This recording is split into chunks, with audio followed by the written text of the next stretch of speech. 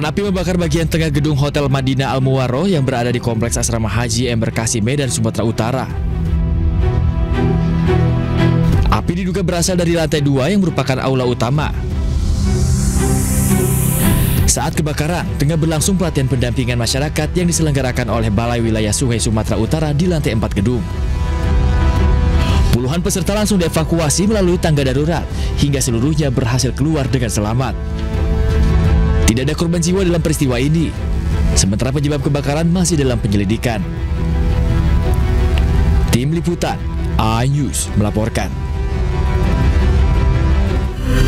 Sabu yang nekat melawan saat akan ditangkap polisi di Kabupaten Dharmasraya, Sumatera Barat. Petugas terpaksa melepaskan tembakan peringatan sebelum akhirnya menyita 12 paket sabu dari tangan pelaku.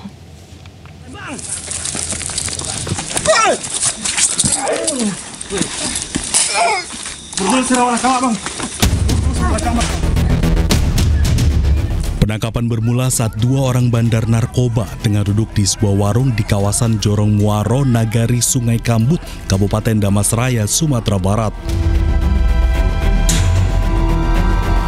Keduanya berusaha melarikan diri saat mengetahui kedatangan polisi, bahkan sempat melakukan perlawanan hingga petugas terpaksa mengeluarkan tembakan peringatan. Dari hasil pemeriksaan awal, keduanya mengaku mendapatkan sabu dari 2 orang lainnya yang berada di Jorong Simpang 3, Nagari, Gunung Selasi. Tim gabungan langsung melakukan pengembangan dan menangkap 1 pelaku yang berpura-pura tidur saat penggerbekan, serta 1 pelaku lain yang sempat membuang barang bukti ke dalam saluran toilet. Dari ke-4 pelaku, petugas mengamankan 12 paket sabu dalam berbagai ukuran, diantaranya 4 paket besar dan 8 paket kecil sabu.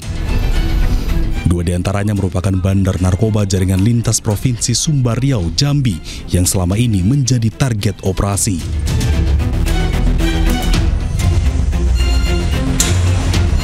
Guna mempertanggungjawabkan perbuatannya, para pelaku terancam 20 tahun penjara.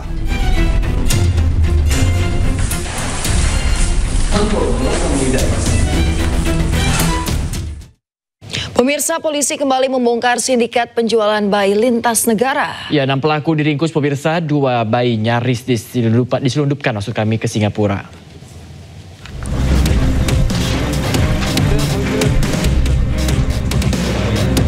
Ditreskrimum Polda Jabar kembali menangkap 6 orang tersangka kasus penjualan bayi dan mengamankan 2 bayi berjenis kelamin laki-laki dan perempuan. Ke-6 orang tersangka baru ini adalah orang-orang yang bertugas menjadi pengasuh dan juga orang tua palsu. Ke-6-nya ditangkap di 2 lokasi di Kalimantan Barat, yaitu di Pontianak dan Kuburaya, setelah beberapa kali dilacak selalu berpindah-pindah. Selain pelaku dan bayi, petugas juga menyita sejumlah dokumen dari hasil penggeledahan di rumah tersangka, termasuk paspor bayi, orang tua palsu, dan juga dokumen akta notaris yang merupakan dokumen adopsi bayi-bayi yang sudah dibawa ke Singapura. Total 20 tersangka sindikat penjualan bayi internasional yang diamankan polisi, 2 diantaranya masih DPO. Sementara 8 bayi berhasil diamankan dan telah dititipkan di sebuah panti asuhan di Bandung, Jawa Barat. Di Bandung, Jawa Barat, Muji Prayitno melaporkan. Pemirsa, pelaku curanmor di Muaro, Jambi babak belur dihajar massa usai mencuri motor bilik seorang ibu hamil. Korban sempat terjatuh saat berupaya mempertahankan motornya dari aksi pencurian.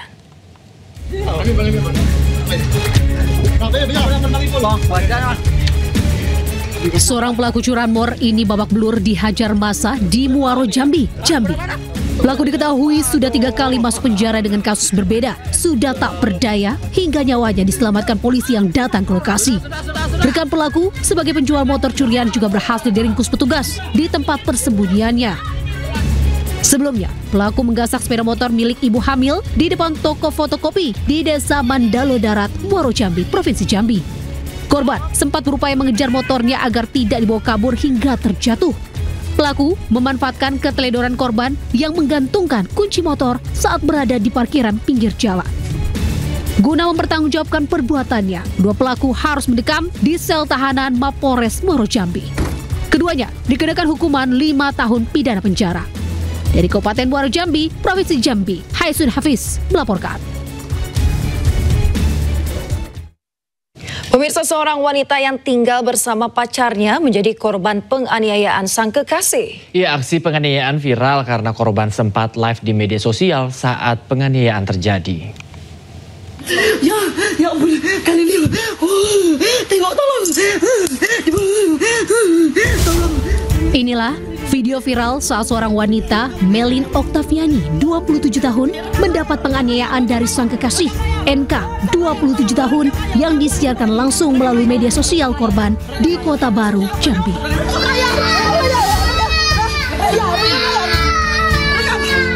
Terlihat saat live, korban sempat mengalami penganiayaan dan terdengar tangisan anak kecil. Aksi penganiayaan ini pun menuai komentar dari warganet yang menyaksikan kejadian tersebut. Usai viral, polisi pun akhirnya menangkap pelaku penganiayaan. Motif penganiayaan ini dilatar belakangi kebutuhan ekonomi terkait persoalan nafkah keluarga. Namun pelaku tidak bisa memenuhi permintaan korban. Dua pasangan ini mereka tinggal bersama. Si perempuan menuntut si laki-laki untuk memberikan uang susu kepada anak, namun laki-laki tidak bisa memberikan. Kemudian perempuan tersebut melarang pasangannya untuk meninggalkan rumah. Kemudian terjadilah percekcokan sehingga menyebabkan terjadinya penganiayaan. Atas perbuatannya, pelaku penganiayaan terhadap pacarnya yang tinggal satu rumah tanpa hubungan pernikahan tersebut terancam hukuman di atas 5 tahun penjara.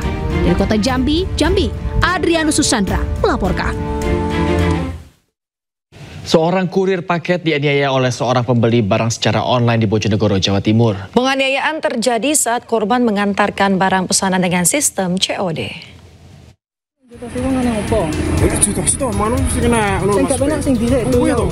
Seorang kurir paket terlibat cekcok dengan seorang pemuda yang merupakan penerima paket di pinggir jalan Desa Ngunut, Kecamatan Dander, Kabupaten Bojonegoro, Jawa Timur. Cekcok tersebut diduga dipicu kesalahpahaman saat komunikasi melalui pesan singkat di ponsel saat kurir mengonfirmasi pengiriman paket. Warga di sekitar lokasi kejadian langsung melerai keributan yang hampir berujung baku hantam tersebut. Kurir yang diketahui berinisial Y, 24 tahun, saat itu tengah mengantar paket COD senilai Rp85.000 kepada terlapor. Akibat kejadian tersebut, korban mengalami luka gores di bagian leher akibat diduga dicakar oleh terlapor. Meski sempat diamankan oleh ketua RT setempat, korban memilih untuk melaporkan kasus tersebut ke Mapolsek Dander. Sebenarnya motifnya sepele terkait dengan kiriman COD yang besarannya sekitar 80 ribuan. Namun demikian kelihatannya tidak ada sinkronnya atau terjadi percekcokan di dalam WA karena untuk pertemuannya tidak ke rumah namun pertemuannya di depan lapangan. Akhirnya cekcok berlanjut dengan tempelengan dan cakaran itu. Polisi saat ini masih melakukan penyelidikan dan mengharapkan kedua belah pihak bisa menyelesaikan masalah tersebut dengan cara kekeluargaan.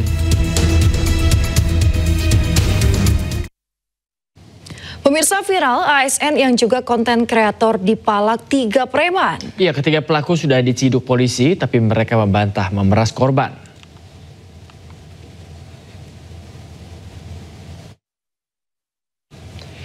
Ya, baik, kita ke informasi berikutnya. Pemirsa, seorang pelajar yang hendak membeli makanan di sebuah warung di Lebak, Banten diserang sekelompok pelajar lain. Ya, warga menghalau gerombolan pelajar itu.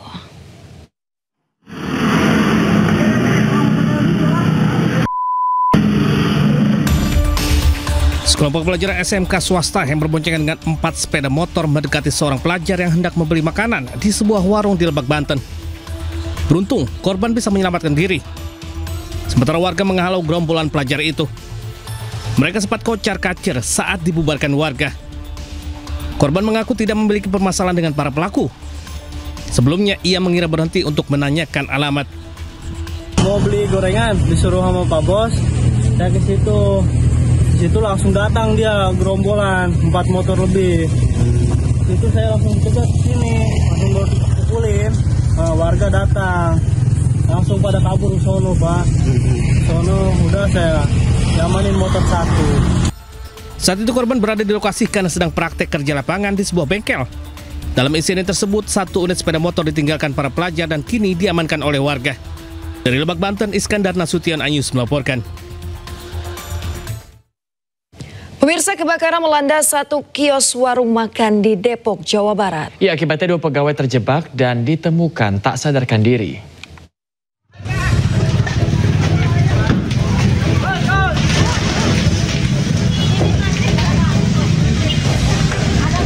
Kebakaran hebat melanda 1 kios warung makan di Jalan Nusantara, Beji, Depok, Jawa Barat.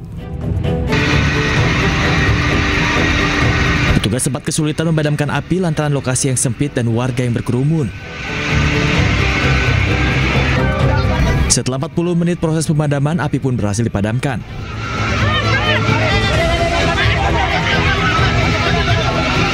Diketahui pada insiden ini 2 orang pegawai terjebak di dalam dan langsung dievakuasi petugas. Keduanya ditemukan tak sadarkan diri dan memerlukan bantuan oksigen. Tidak sadarkan diri.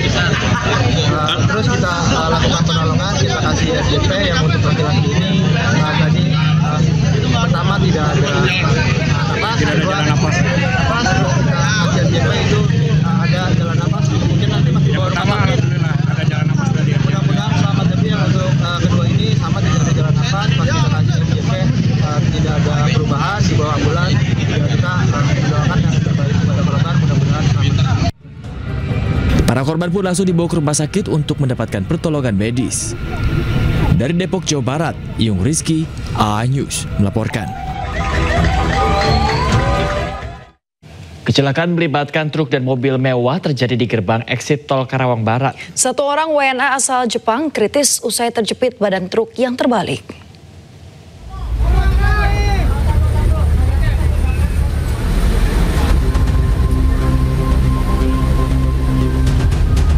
Kecelakaan melibatkan truk dan mobil mewah bermula saat truk bermuatan tanah melaju dari arah Jakarta hendak keluar gerbang tol Karawang Barat.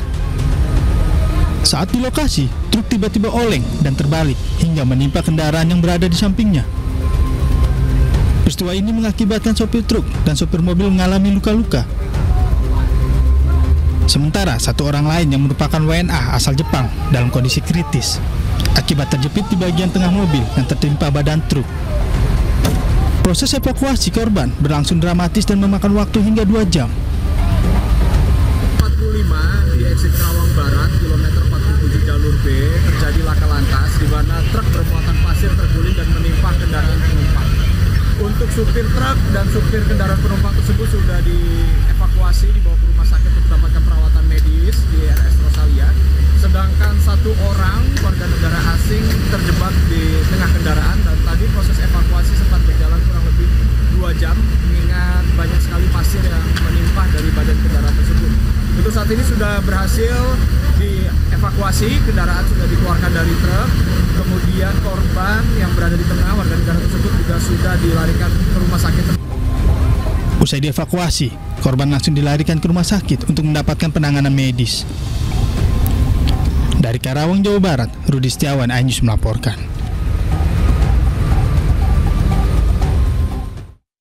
Pemirsa, petugas gabungan menangkap 11 orang dalam razia penegakan ketertiban umum di kawasan Sawah Besar, Jakarta. Ya, mereka yang tertangkap adalah Pak Oga dan juru parkir liar kemudian dibawa ke panti sosial untuk mendapatkan pembinaan.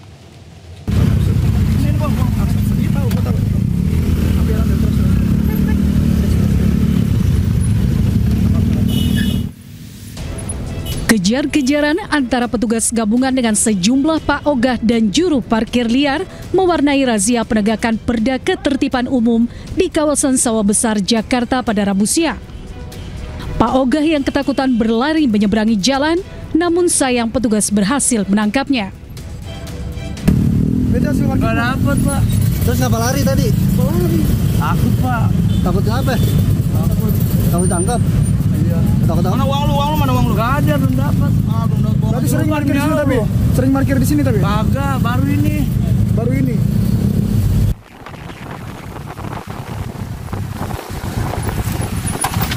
Razia kembali dilanjutkan petugas dengan menyisiri sejumlah ruas jalan di wilayah Sawah Besar. Satu persatu Pak Ogah dan juru parkir liar yang tengah beroperasi ditangkap petugas. Dalam razia ini petugas menangkap 11 paogah dan juru parkir. Mereka ditangkap karena meresahkan. Mereka yang tertangkap kemudian dibawa ke Panti Dinas Sosial Kedoya, Jakarta Barat untuk dibina dan dilatih keterampilan. Dari Jakarta, Rani Sanjaya, iNews melaporkan.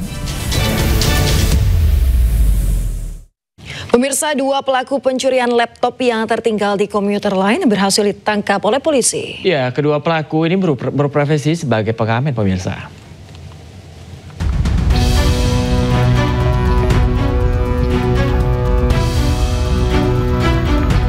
Inilah rekam kamera pengawas saat kedua pencuri laptop masuk ke dalam komuter lain yang sedang keadaan kosong di stasiun Duri, Tambora, Jakarta Barat.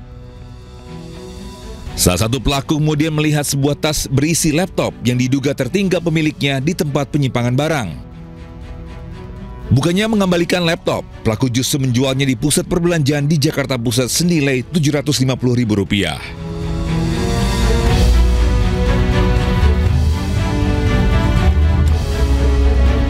Mendapat laporan, polisi unit Reskrim Polsek Tambora bergerak cepat dan berhasil menangkap kedua pelaku di rumah kontrakan di kawasan Stasiun Manggarai dan Kali Anyar, Tambora, Jakarta Barat. Kedua pelaku yang berprofesi sebagai pengamen memang kerap mencari kesempatan untuk mengambil barang penumpang yang tertinggal.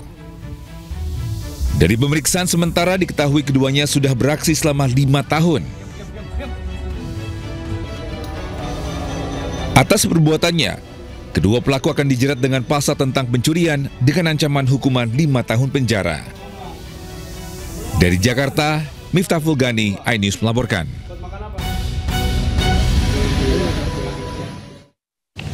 Pemirsa, viral ASN yang juga konten creator dipalak 3 preman. Ketiga pelaku sudah diciduk polisi, pemirsa, tapi mereka membantah memeras korban. Kalau misalnya kalian minta uang rokok, kalian paham. Kami minta, Bang. Jujur aja, Bang. Kalian minta 2.000 per mobil tadi. Kita lari 2.000 ngomong. Seorang ASN sekaligus konten kreator asal Ketapang, Kalimantan Barat emosi saat mobilnya diadang dan diminta uang 200.000 oleh 3 pria diduga preman. Kayak begini, negara ini kayak gini, Pak Prabowo. Begini lah negara ini. Lihat, Peristiwa itu terjadi di Pelabuhan Panglima Utar Kumai, Kota Waringin Barat, Kalimantan Tengah saat ASN sedang menjemput keluarganya. Video dugaan pemalakan ini viral di media sosial hingga polisi menciduk ketiga pelaku. Para pelaku selanjutnya membuat video klarifikasi namun tetap membantah memeras korban.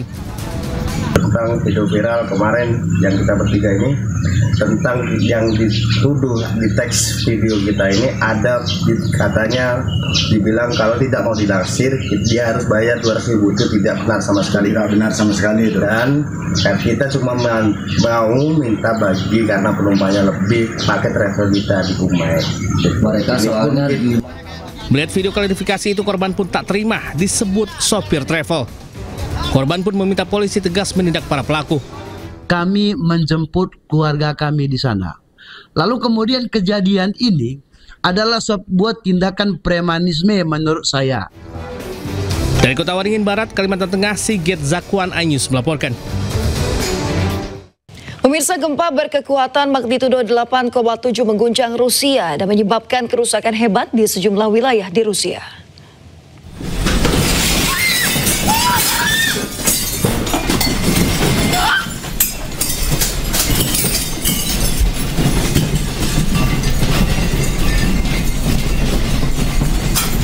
Kerusakan paling parah terjadi di Kamchatka, Rusia, di mana gempa terbesar selama 1 dekade ini menimbulkan kerusakan luar biasa di sejumlah wilayah di Rusia. Gempa ini berpusat sekitar 125 km di timur tenggara Petropavlovsk-Kamchatsky. Kota ini memiliki penduduk 165.000 jiwa. Tidak hanya itu, pemirsa, Rusia mengeluarkan peringatan tsunami di selatan semenanjungnya. Peringatan tsunami juga dikeluarkan pemerintah Amerika Serikat dan juga Jepang.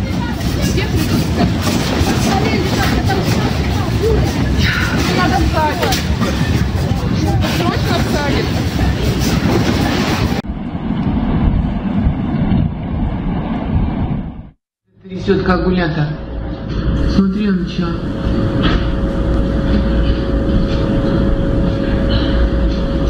Sementara itu pemirsa, sebuah video yang memperlihatkan operasi pasien di sebuah rumah sakit di Kamchatka, Rusia saat gempa terjadi. Dan meski guncangan gempa terasa keras dan berdurasi hampir 1 menit, para dokter dan perawat dengan berani memilih tetap bertahan di ruang operasi dan melindungi pasien. Gempa bermagnitudo 8,7 yang terjadi pada Rabu pagi ini memicu gelombang tsunami.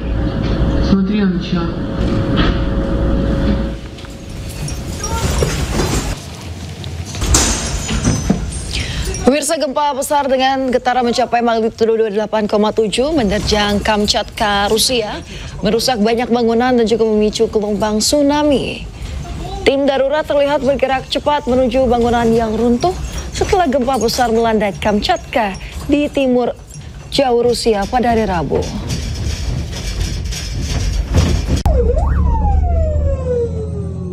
Pemirsa, seorang pria tewas bersimbah darah di sebuah arena sabung ayam di Denpasar, Bali. Korban diserang oleh ayam aduan berpisau taji yang mengamuk.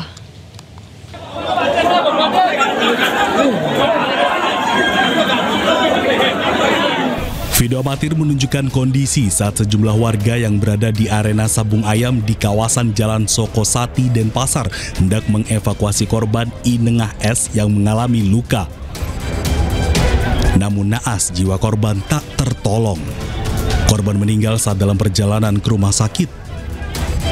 Peristiwa terjadi pada Minggu sore. Saat itu, 2 ayam aduan hendak dilepas untuk diadu dan telah dilengkapi pisau taji.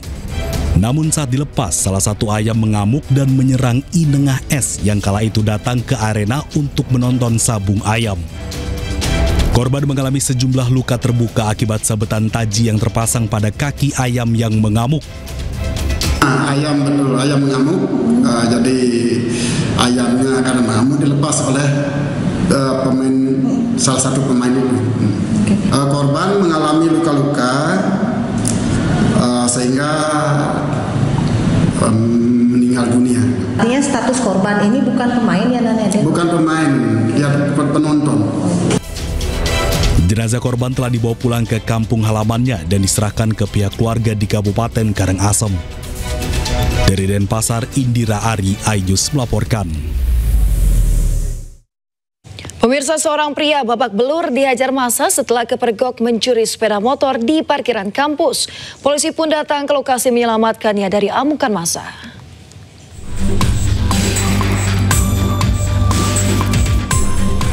Seorang pria babak belur dihajar massa karena kedapatan hendak mencuri sepeda motor di parkiran kampus Al-Maksum, Kota Stabat, Kabupaten Langkat, Sumatera Utara. Massa tersulut emosi karena geram dengan ulah pelaku. Beruntung petugas kepolisian dari Polsek Stabat langsung mengamankan pelaku ke pos satpam. Sebelumnya, pelaku kepergok warga saat mencuri sepeda motor di parkiran masjid. Melihat temannya tertangkap, 2 rekan pelaku yang menunggu di sepeda motor langsung kabur. Kawannya minta kiriman kucing lebih kecil. Saya diantar lagi, jumpa sama istri saya. Saya melapor ke saya kejar.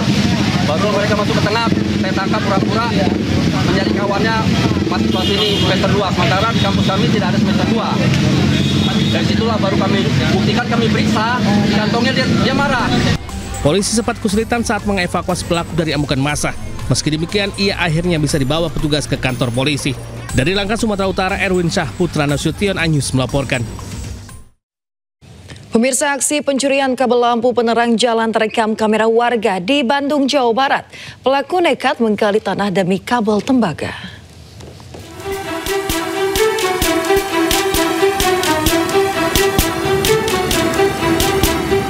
Pelaku pencurian kabel tembaga terekam video amatir warga di Jalan Riau, Kota Bandung, Jawa Barat. Pelaku membongkar dan menggali tanah di sekitar tiang lampu menggunakan linggis demi mengambil kabel tembaga. Tidak hanya itu, pelaku juga turut menggasak komponen sehingga sejumlah lampu penerangan jalan mati. Menanggapi aksi pencurian ini, Dishub Kota Bandung Panji Karismadi mengungkapkan pelayanan pemeliharaan PJU terus diintensifkan, baik melalui patroli rutin maupun kanal pelaporan dari masyarakat. Hingga kini, Kota Bandung memiliki sekitar 40.000 titik PJU yang dipelihara setiap hari oleh petugas Dishub.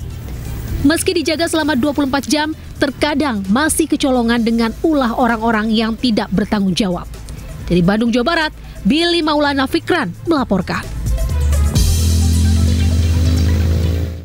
Presiden Prabowo Subianto menyampaikan duka mendalam atas wafatnya mantan Menteri Koordinator Bidang Ekonomi, Keuangan, dan Industri Kwik Kian Gi. Ya, menurut Prabowo, Indonesia telah kehilangan salah satu putra terbaik.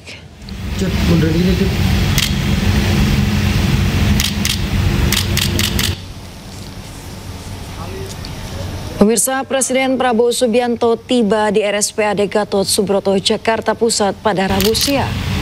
Kedatangan Prabowo untuk memberi penghormatan terakhir kepada ekonomi senior Kwik Kian Gi. Kedatangan Prabowo langsung disambut oleh keluarga almarhum Kwik Kian Gi. Prabowo mengisi buku tamu, kemudian menuju tempat persemayaman jenazah untuk memberikan penghormatan pada Kwik Kian Gi. Usai memberi penghormatan, Presiden berbincang dengan keluarga Kwik Kian Gi dan duduk dalam satu meja di dalam ruang duka RSPAD Gatot Subroto, Jakarta. Ya, saya datang hanya untuk menghormati belasungkawa ya Pak Kwik, seorang tokoh bangsa yang sangat berjasa. Pemikiran beliau sangat mempertahankan ekonomi Pancasila, ekonomi pasal 33, beliau seorang tokoh yang luar biasa. Saya merasa dekat sama beliau. Beliau banyak kasih nasihat ke saya. Bahkan beberapa hari yang lalu pun mengirim WA ya, memberi saran-saran. Beliau masih terus memberi WA. Saya kira itu yang bisa saya sampaikan ya, kita Indonesia kehilangan putra terbaik. Terima kasih. Ya, terima kasih. Ya. Presiden Prabowo Subianto menggelar rapat terbatas di Istana Merdeka Jakarta menyoroti peredaran beras oplosan yang marak di masyarakat. Bapak Presiden Republik Indonesia, beliau menanyakan perkembangan. Rapat terbatas yang digelar di Istana Merdeka Jakarta turut dihadiri Jaksa Agung Sanitiar Bahrudin dan juga Kapolri Jenderal Listio Sigit Prabowo, Menteri Pertanian Andi Arman Sulaiman maksud kami, hingga Kepala Badan Pengendalian Pembangunan dan Investasi Khusus atau Bapisus Ari Marsudianto. Dalam ratas tersebut, Presiden Prabowo Subianto meminta jajaran aparat penegak hukum dan untuk menindaklanjuti kasus pelanggaran beras oplosan dan menindak tegas para pelaku. Produksi berpanggil Bapak Presiden Republik Indonesia. Dari hasil pemeriksaan 268 merek, ada 212 yang tidak sesuai standar yang ditentukan oleh pemerintah. Brokennya ada yang 30, 35, 40, bahkan ada sampai 50%. Jadi tidak sesuai standar. Ini mau oplos, mau apa saja namanya, yang terpenting tidak sesuai dengan regulasi pemerintah. Usai 3 pekan menyelidiki kematian diplomat muda Arya Daru Pangayunan, polisi ungkap kematian Arya tanpa keterlibatan orang lain dan tidak ditemukan adanya tindakan pidana. Ya, namun keluarga membantah Arya mengakhiri hidup sendiri.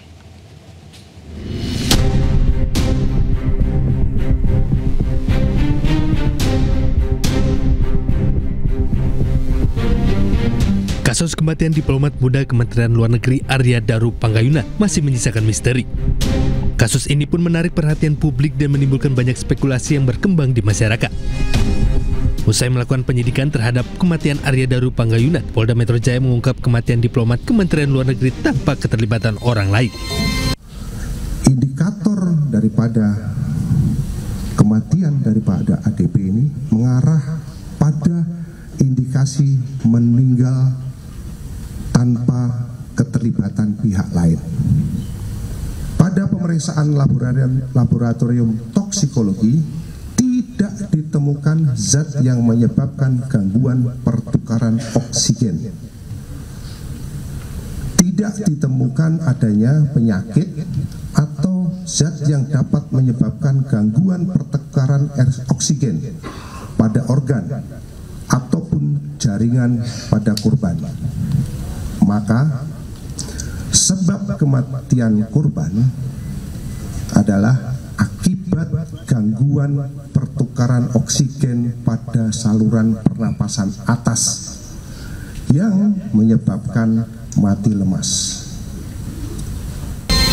Sementara pihak keluarga Arya Daru Panggayunan, diplomat Kementerian Luar Negeri, membantah bahwa korban meninggal karena mengakhiri hidupnya sendiri. Keluarga berharap polisi melanjutkan proses penyidikan dan penyelidikan kasus ini. Oh iya betul, karena kan tadi dari di Reskrim juga sudah menyampaikan bahwa ini belum tuntas ya. Nah berarti kan masih ada hal-hal yang perlu didalami lagi oleh beliau-beliau para penyidik. Nah itu kita tunggu bersama nanti bagaimana hasil ke depan. Agak sangkalan dari keluarga apabila pas Daru ini meninggal karena bunuh diri, Mas. Ada sangkalan nggak, Mas? Kami meyakini bahwa almarhum tidak seperti itu, Mas. Yang lain? Selain itu, keluarga juga berharap penyelidikan terhadap kematian Arya Daru Panggayunan terus berlanjut. Tim Liputan iNews melaporkan. Pemirsa, ahli digital forensik Polda Metro Jaya menemukan surat elektronik atau email lama diplomat muda Arya Daru Panggayunan yang berisi niat Arya untuk akhir hidup. Ya, email tersebut ditujukan kepada salah satu badan amal yang menyediakan layanan dukungan bagi orang yang mengalami perasaan tertekan atau putus asa. Intinya adalah menceritakan tentang alasan ada keinginan untuk bunuh diri. Kemudian di segmen tahun 2021, dimulai dari tanggal 24 September 2021 sampai dengan 5 Oktober 2021 sebanyak 9 segmen, jadi sebanyak pengirimannya 9 segmen. Intinya adalah sama, ada niatan yang semakin kuat untuk melakukan bunuh diri karena problem yang dihadapi. Kira-kira itu yang kami temukan yang potensial, dan terima kasih atas. Pemirsa, polisi tengah memeriksa sosok perempuan dalam kasus kematian diplomat muda Kemlo Arya Daru Panggayunan. Perempuan tersebut diketahui sempat bersama Arya sehari sebelum kematian. 17:52 ini ya. Dari rekaman CCTV yang ditunjukkan Polda Metro Jaya, diplomat muda Arya Daru terekam CCTV sempat bersama perempuan bernama Farah dan satu orang lainnya di pusat perbelanjaan kawasan Bundaran HI Jakarta.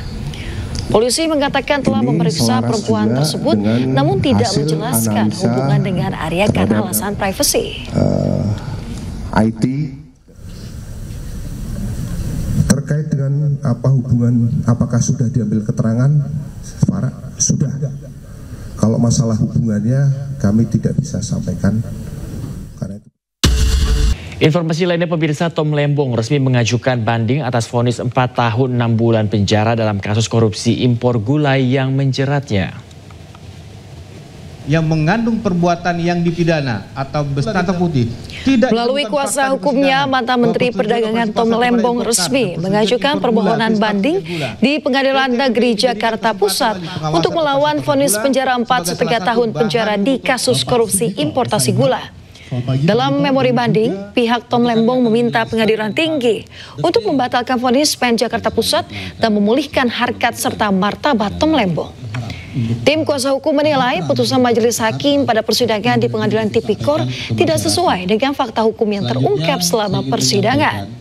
Tolong sebutkan nama dan juga mensrea atau niat jahat, yang sebetulnya itu pemahaman mensrea juga pemahaman yang bukan suatu hal yang baru, itu hal yang prinsip dalam hukum pidana. Dalam pasal 2 dan pasal 3, karena ini adalah delik material, harus ada unsur kesengajaan, ada dolus di sana. Maka mensrea wajib ada. Kalau tidak ada mensrea, tidak ada perkara ini. Itu juga kami jelaskan di sana. Lalu selanjutnya di bagian ini juga, perbuatan melawan hukum ini juga kami jelaskan dalam memori banding bahwa pemahaman perbuatan melawan hukum itu tidak selalu identik dengan pidana. Dia akan Direktur Reserse Kriminal Umum Polda Metro Jaya, Kombes Wira Satya Triputra, menyatakan pihaknya belum menutup kasus kematian diplomat Kementerian Luar Negeri Arya Daru Panggayunan. Sebelumnya, Wira juga menyampaikan kesimpulan penyidik terkait kasus Arya, di mana polisi belum menemukan adanya tindak pidana. Sementara kami tetap akan menerima masukan apabila ada informasi, kami tetap akan tampung. Ya. Sementara belum. Pemirsa, Pengadilan Negeri Jakarta Pusat menggelar sidang perdana gugatan perdata Paiman Raharjo melawan Roy Suryo CS. Dalam gugatan tersebut, Paiman keberatan atas tuduhan sebagai otak di balik pemalsuan ijazah Joko Widodo.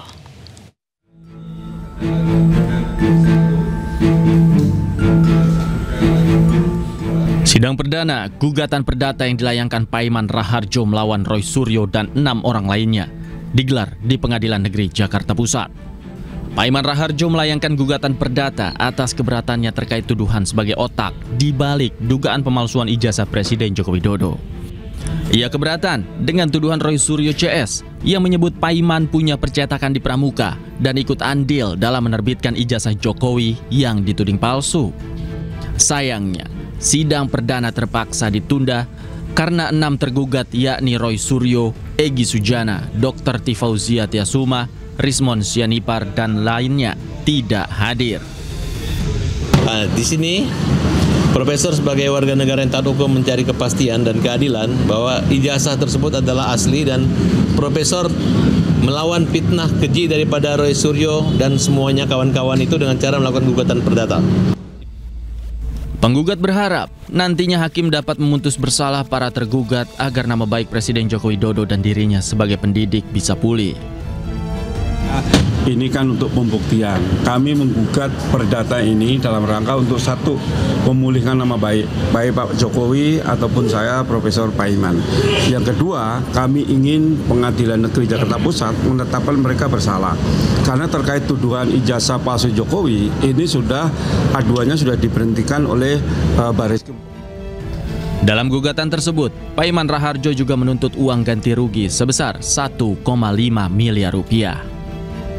Dari Jakarta, Rani Sanjaya, iNews melaporkan. Sementara itu, pemirsa, pegiat sosial media Dr. Tifauzia Tiasuma menyoroti keanehan yang terdapat di ijazah Jokowi. Salah satunya adalah cap stempel yang dinilai menyalahi prosedur. Saya cuma menunjukkan satu aja hal dari dokumen yang ditampilkan oleh Bareskrim. Dari sisi foto ini aja. Karena rakyat Indonesia bisa melihat tanpa harus melakukan laboratorium forensik, tanpa harus melakukan teknologi. Dari sini saja kita bisa compare dengan ijazah saya. Apa yang membedakan? Yang membedakan itu persoalan sederhana, yaitu cap.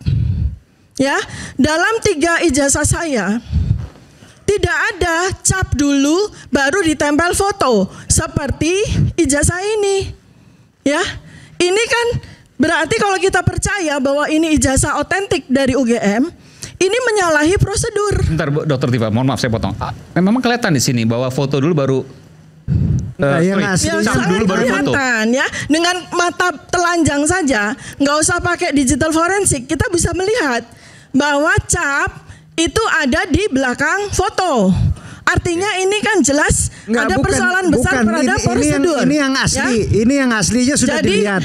Bukan sebentar, Dok. Ini yang asli, yang kami fotokopi. Ya, karena satu-satunya yang ditampilkan oleh Bareskrim hanya ini ya. Sekarang saya mengingat beberapa hari yang lalu Pak Joko Widodo sampaikan, Mas Dian Sandi, tolong ditampilkan yang Dian Sandi, Mas. Mas Dian Sandi sudah menemui saya. Dia menyatakan permintaan maaf karena dia mengupload ijazah saya, ya.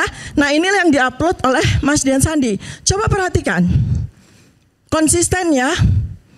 Ini Mas Dian Sandi yang bilang bahwa ini adalah ijazah asli dari Pak Joko Widodo.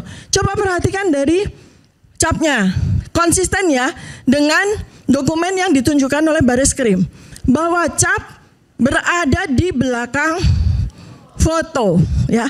Artinya dari sini, dari bukti foto ini saja kita sudah bisa melihat bahwa ijazah ini tidak otentik. Itu kan hanya analisa dia yang tidak pernah melihat aslinya. Kalau di forensik kan tidak seperti itu keterangannya. Dan Pak Jokowi sudah menyerahkan untuk disita ijazah aslinya. Terus kalau kalian mau berdebat hanya untuk menginginkan bahwa pendapat kalian itu benar dan mengatakan bahwa kalian itu adalah menuduhkan dan pasti terbukti, sedangkan kalian sekarang posisi sebagai calon tersangka sudah naik penyidikan. Ya, nggak ada hubungannya. Kita sedang bicara ilmiah, Mas. Enggak, bukan. Ini siapa namanya kamu tuh? Kaitannya. Ini kita bicara ilmiah. Justru kan saya bukan bilang, soal seperti bahwa kita dijadikan sebagai nggak ada masalah. Ini memang betul-betul orang ini nggak ilmiah ya. Ketika orang ini nggak bisa diajak ilmiah. Iya. Dengan diam dulu. Kacau ini lawyer ini. Kacau. Dia menyadari dia akan kacau lemah dan akan tersangka. Dia minta maaf. Kacau. Kalau ini enggak. Saya sedang menyampaikan sesuatu yang sangat ilmiah ya. Tapi dia ngomong. Gempa berkekuatan magnitudo 8,7 mengguncang Rusia dan menyebabkan kerusakan hebat di sejumlah wilayah di Rusia.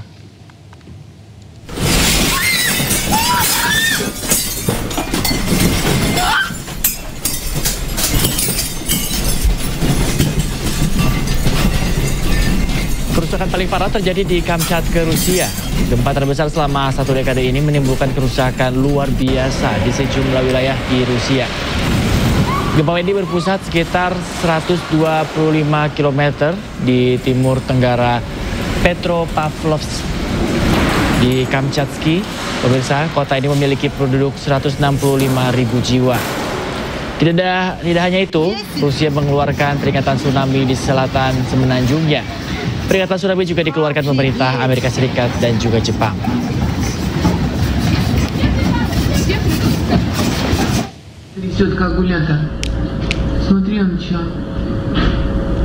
Sementara itu, pemirsa, sebuah video yang memperlihatkan operasi pasien di sebuah rumah sakit di Kamchatka, Rusia saat gempa terjadi. Dan meski guncangan gempa terasa keras dan berdurasi hampir 1 menit, para dokter dan perawat dengan berani memilih tetap bertahan di ruang operasi dan melindungi pasiennya. Gempa bermagnitudo 8,7 yang terjadi pada Rabu pagi ini memicu gelombang tsunami.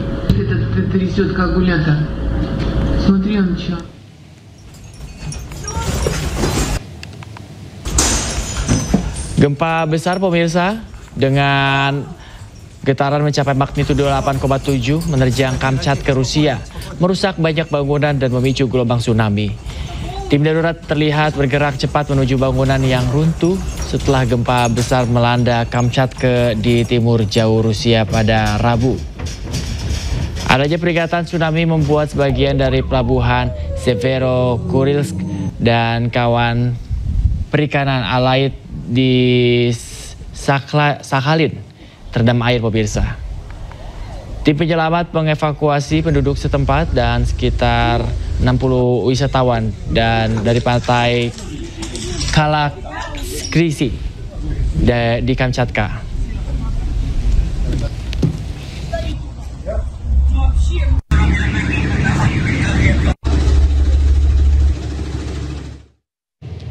Dampak dari gempa berkekuatan magnitudo 8,7 yang mengguncang lepas pantai timur Kamchatka, Rusia juga terasa di sejumlah wilayah pesisir Jepang.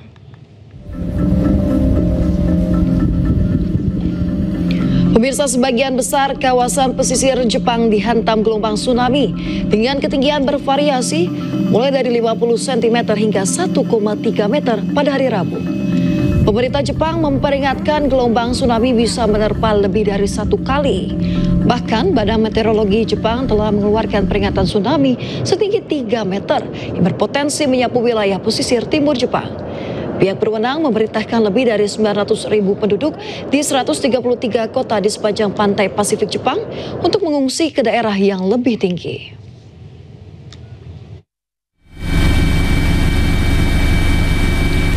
Sementara itu, pemirsa, pasca peringatan tsunami di Jepang, sedikitnya 4 paus terdampar di sepanjang pantai Tateyama, Jepang. 4 paus ditemukan terdampar setelah gempa bumi berkekuatan magnitudo 8,7 di lepas pantai Pasifik Rusia dan juga memicu peringatan tsunami di seluruh Pasifik. Rekaman video menunjukkan 3 paus tersebut terseret hingga mendekati garis pantai dan terdampar setelah gelombang tsunami menerjang Jepang pada Rabu siang waktu setempat.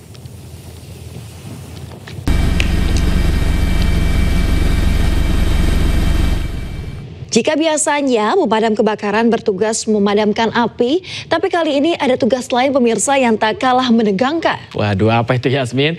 Ya, petugas damkar Kota Depok itu pemirsa harus menolong anak laki-laki berusia 7 tahun yang alat vitalnya terjepit resleting celana.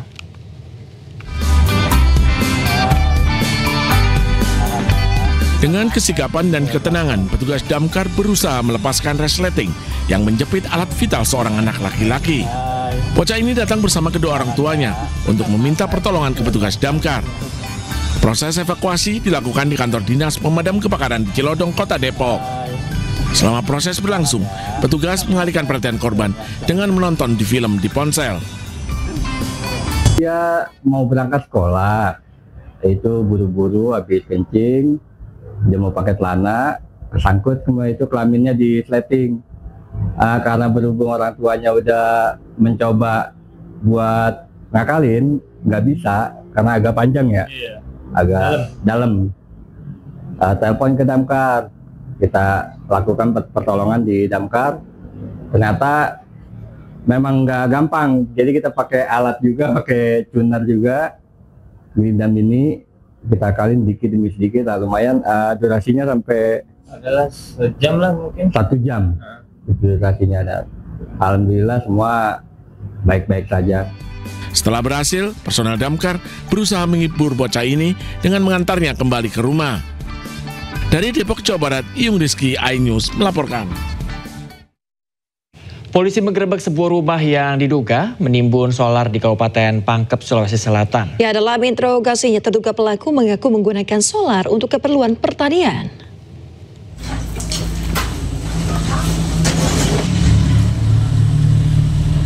Sebuah rumah di Desa Padang Lampe, Kecamatan Marang, Kabupaten Pangkep digerebek oleh unit Tipiter Polres Pangkep setelah menerima informasi dari masyarakat terkait penimbunan BBM bersubsidi.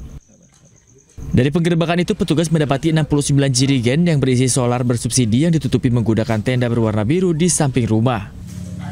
Total BBM yang diamankan diperkirakan sekitar 2 ton lebih. Usai diinterogasi, terduga pelaku mengaku BBM yang disimpannya digunakan untuk alat pertanian.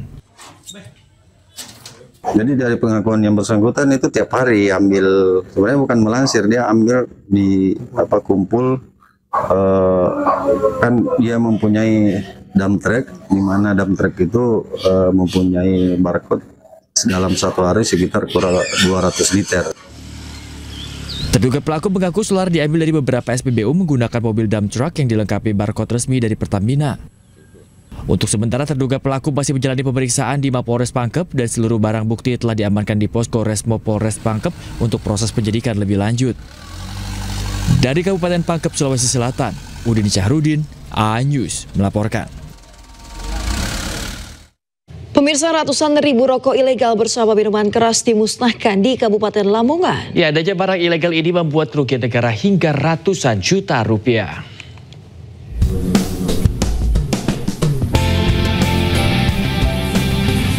Pemerintah Kabupaten Lamongan bersama Kejaksaan Negeri, Satpol PP, dan Kantor Pengawasan dan Pelayanan Bea dan Cukai Gresik, Jawa Timur musnahkan ratusan ribu batang rokok ilegal.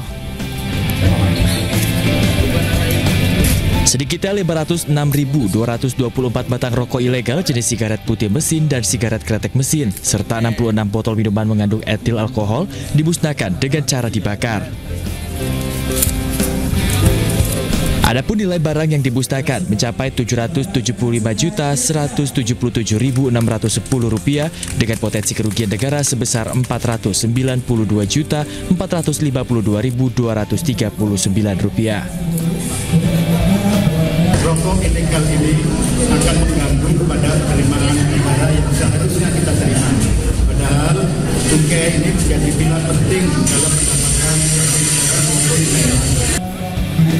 Pemusnahan yang dilaksanakan di halaman kantor Kejaksaan Negeri ini merupakan bentuk sinergi Pemkab Lamongan dengan instansi terkait sejak Juli 2024 lalu.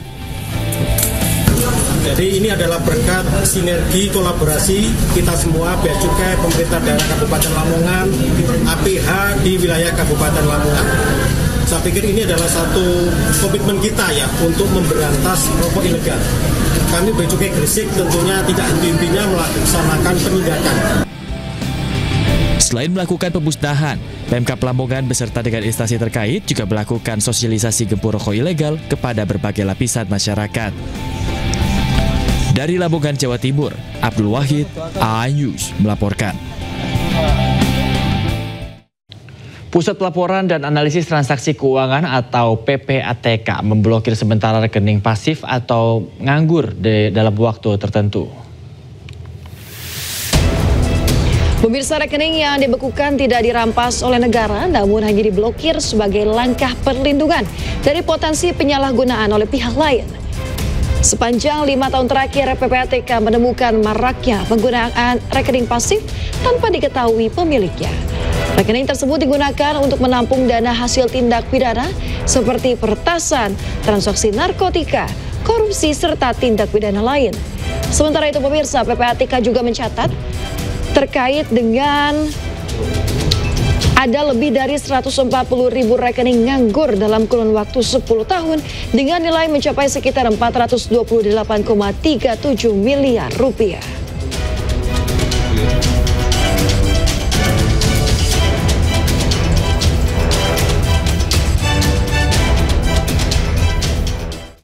Pemirsa, Presiden Prabowo Subianto memanggil Kepala Pusat Pelaporan dan Analisis Transaksi Keuangan atau PPATK, Ivan Yustia Vandana di Kompleks Istana Kepresidenan Jakarta Rabu petang. Ia dicegat awak media apakah pemanggilan dirinya terkait kegaduhan pemblokiran rekening dorman atau rekening nganggur.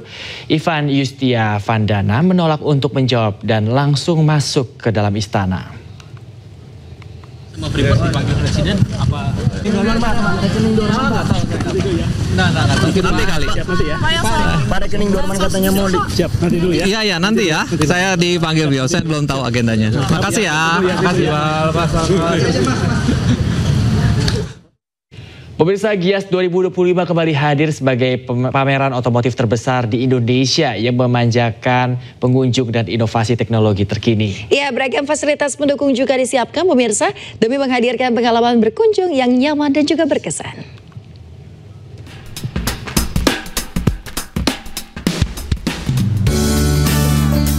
Gaikindo Indonesia International Auto Show atau Gias 2025 terus diramaikan pengunjung hingga pekan kedua.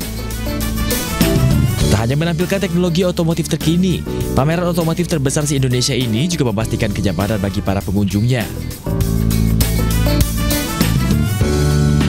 Di antaranya ialah penyediaan layanan shuttle bus untuk menjemput para pengunjung dari titik-titik keramaian di sekitar ICE BSD City. Bagi Anda yang membawa buah hati juga tidak perlu khawatir karena Gias juga menyediakan nursery room. Gias juga menyediakan stroller dan kursi roda bagi yang membutuhkan seperti pengunjung yang membawa anak usia balita maupun penyandang disabilitas.